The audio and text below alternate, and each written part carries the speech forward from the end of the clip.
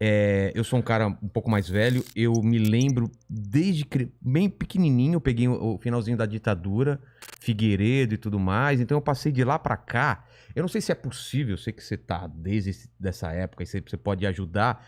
O que aconteceu com o Brasil? Onde a gente se perdeu? O que a gente errou daquela época pra cá? Desde o começo da democracia, daquela direta já e tal.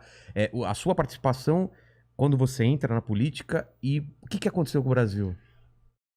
O Brasil tem dois problemas simultâneos e agora eles se encontraram no fundo do poço. Nós estamos no pior momento Eu tô da história sentindo isso, brasileira. é uma tristeza, né? Sem nenhuma dúvida. São números, não é uma questão de subjetividade. Tá. Cada crise é mais grave do que a outra, na hora que você está sentindo.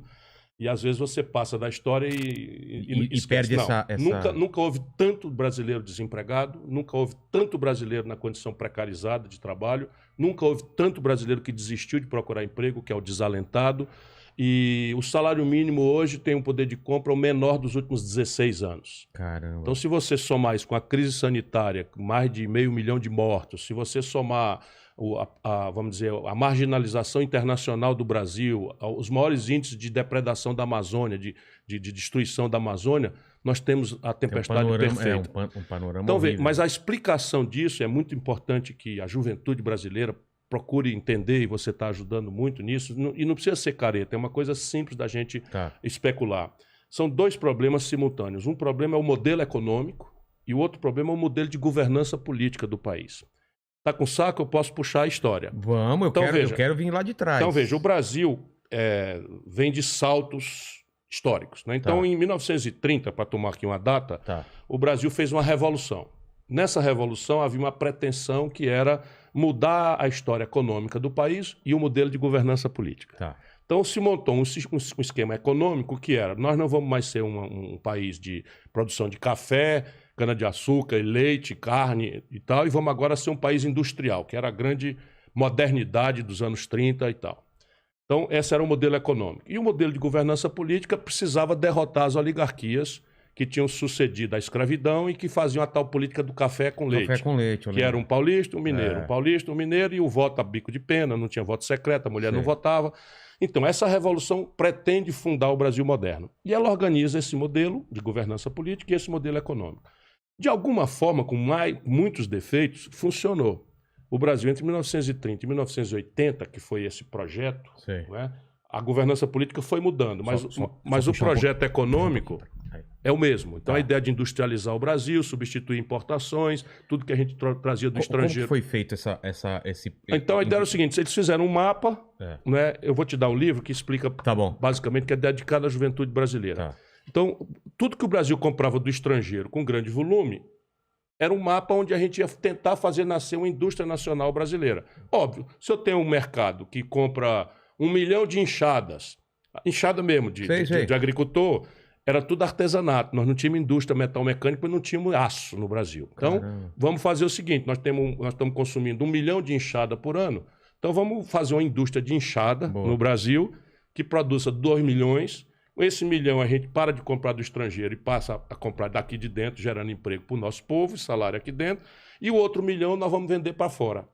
E aí por aí nós vamos enriquecer. Essa era a ideia. Então, substituição de importação. Tudo que eu comprava do estrangeiro, pneu, eu ia peça, ter tudo. O Brasil está voltando a... É importante recuperar isso, porque o problema de hoje está voltando a isso. A gente vende estamos comprando tudo de fora. A gente vem tudo de fora. Tudo. Então, na época, era tudo mesmo. Né? Então, eles decidiram fazer. E aí começa o problema, as contradições. Quem paga esse negócio aí? Isso é num tempo que os políticos não tinham essa mania de brincar de Deus e andar mentindo de forma absolutamente despudorada, como vem acontecendo mais modernamente no Brasil. A política virou uma grande mentira, salvo muito poucas exceções. Então a ideia é a seguinte, quem paga esse treco aí? No mundo, você tem um conflito político, que quem paga é o sistema de impostos, em que você cobra um pouco mais de quem pode pagar mais, um pouco menos de quem pode pagar menos, e fecha uma conta e o dinheiro para financiar o desenvolvimento vem daí. Esse conflito no Brasil nós nunca resolvemos, nem lá, nem depois, nem hoje. Então tem um conflito grave e aí alimentou-se a ilusão de que nós íamos ser salvos da incapacidade de produzir nosso próprio dinheiro, nossa própria poupança, que era um problema político, resolvemos fundar dívida. Então tá bom, nós não vamos fazer o conflito político, mas vamos tomar dinheiro emprestado lá fora. Na época, a dívida externa era barata. Essa decisão foi unilateral. Foi dos vitoriosos da Revolução de 30 e da sequência dos que praticaram, que esse mesmo modelo veio até a ditadura. Que é em 80, quando acaba, e isso explica a crise de hoje. Por isso que é bom a gente fazer essa... FMI, que a gente devia... Tudo isso tem a ver com isso aqui que eu estou lhe explicando. Então nós resolvemos tomar dinheiro emprestado. Na época não era uma loucura completa, por quê? Porque o dinheiro lá fora era muito barato. A gente tomava dinheiro emprestado com 3% de juros ao ano, tinha 12 anos para pagar a prestação e 3 anos de carência. Você não pagava nem um centavo para começar a pagar. Então danaram a tomar dinheiro emprestado barato e abrir Brás.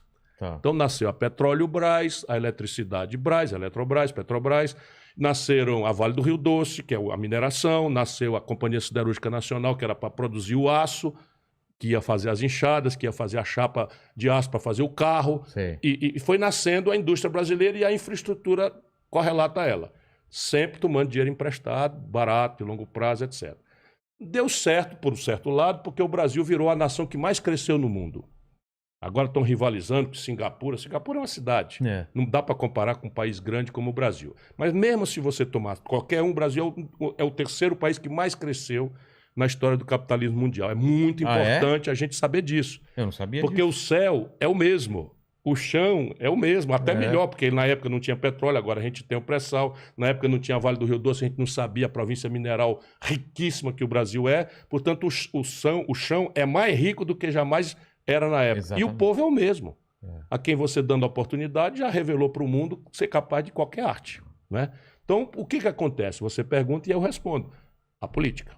Então, o modelo econômico e o modelo. Então, por que esse modelo morreu? Por quê? Morreu por quê? Porque aquele dinheiro que era de longo prazo e barato, em 1979, mudou radicalmente. Os americanos pegaram o juro, que era 3%, jogaram para mais de 25%. E todos os países que dependiam de dinheiro de fora para sobreviver, quebraram, que apartaram em banda. Então essa é a primeira razão. A segunda razão, tem a ver com o drama de hoje também, tudo isso tem a ver com o drama de hoje, foi o problema da aceleração da tecnologia. No passado, como é que a gente ia industrializar o Brasil? A gente, em vez de fazer um esforço de desenvolvimento tecnológico, científico, uma universidade aplicada, nós fomos pelo atalho de copiar e colar. Né? Copy-paste. Então, pegava uma linha de montagem da Volkswagen, a primeira indústria automobilística, pegava a linha de montagem da Volkswagen de segunda mão, eles iam botar uma linha de montagem, trazia para São Bernardo do Campo e ia produzir um Fusca. O Fusca que saía aqui era igualzinho o que ia sair lá. Então, nós estamos ligados, estamos no up-to-date, né? Estamos na última geração. Só que começou a introduzir uma variável que os economistas chamam de produtividade. O que diabo é isso? É o seguinte, aquela linha de montagem nova produzia o mesmo Fusca, é verdade. Só que com a energia, com o trabalhador, não sei o que e tal, produzia 5 Fusca por dia. E a linha de montagem velha, de segunda mão, que nós trouxemos para cá, com a mesma quantidade de energia, mesmo trabalhador e tal, produzia só um Fusca por dia. Mais caro. Então, muito mais caro. E aí, para não perder o passo, o que é que nós fizemos? Fechamos a economia brasileira à concorrência internacional. Fizemos uma redoma de proteção para a economia brasileira.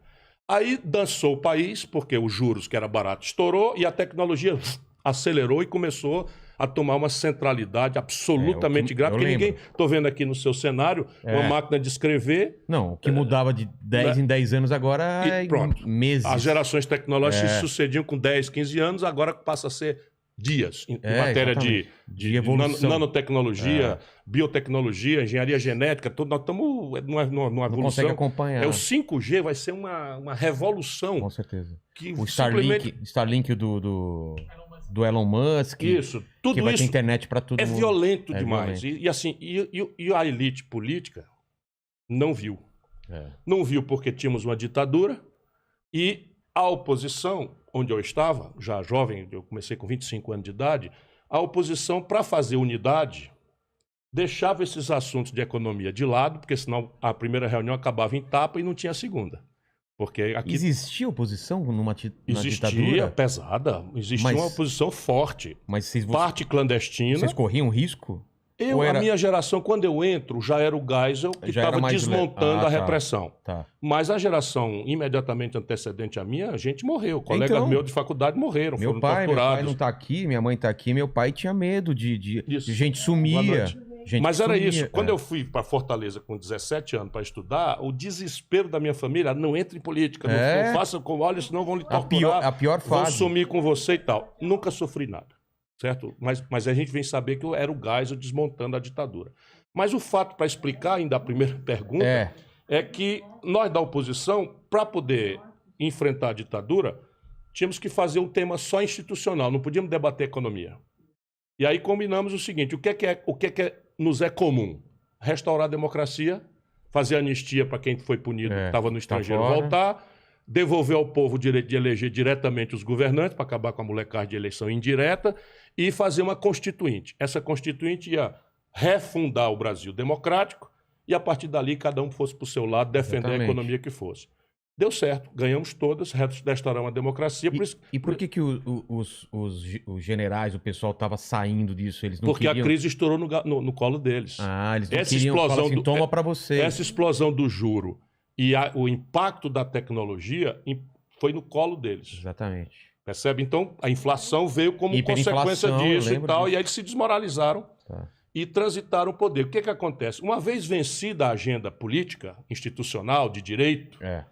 nós nos deparamos com uma absoluta incapacidade dos democratas da época, Fernando Henrique, Lula, que são os que ocupam o poder, que são todos dessa geração, mas não foram ao poder. Eu estou falando dos dois que dominaram 6 eleições. Não tinham proposta para a questão do projeto econômico. E no mundo veio a onda neoliberal, que nasce na Europa como uma resposta, vamos dizer, da Europa à chegada da China, do Vietnã, do Japão, de Singapura, da Malásia, que vem com um produto industrial dramaticamente moderno, avançadíssimo, sem o custo do estado de bem-estar social europeu. Que aí o produto europeu começa a perder a competição. Qual foi a sacada desses países com esse neoliberalismo de fazer a indústria ela ficar mais moderna e crescer? Isto não foi uma opção neoliberal, isso foi uma opção oposta. No Oriente foi uma opção oposta, em que toda a aposta da tecnologia, do financiamento e do mercado doméstico e do mercado de comércio exterior foi ordenada pelos estados nacionais. Eles fizeram um plano a longo prazo? O Japão, por exemplo, foi o pioneiro. O Japão fez o MIT, que era o Ministério da Indústria, do não sei o quê, e do Trabalho. Então era o MIT que resolvia toda a questão. E eles não tinham autonomia tecnológica, eles viraram um negócio de copiar e miniaturizar. Era uma brincadeira até. Nunca inventaram a coisa, né? Então, mas eles pegavam a coisa e diminuíam o tamanho e tal, e começaram a fazer, né, essa indústria. E a experiência chinesa, que é a mais violenta, vem com o Estado pesadamente organizando a economia. Coisa que é verdade no mundo inteiro. Por exemplo, a internet que nós estamos ocupando agora foi criada pelo Estado americano, a pretexto de defesa. Depois, o que é que os americanos têm de extraordinário? É que depois que eles dominam isso... Caísse tudo e eles iam ter essa comunicação militar de defesa.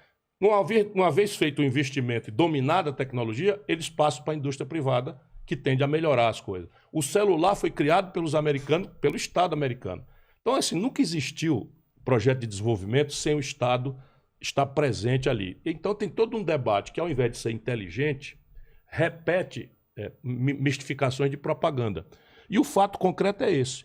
Então o Brasil tem um problema que é o modelo econômico velho morreu e nós não conseguimos montar um modelo econômico e começamos a imitar a ideia neoliberal que tem sentido no ambiente europeu, porque de fato o produto europeu industrial começou a não ter capacidade de ganhar concorrência, porque vinha uma cunha de imposto em cima, 40%, 50% do PIB de carga tributária, enquanto o produto chinês da Malásia, etc., vinha limpinho, sem imposto, porque o governo assumia concretamente os custos básicos de produção e manipulava outras condições de competir, que era um pouco mais complicado, para ganhar mercado.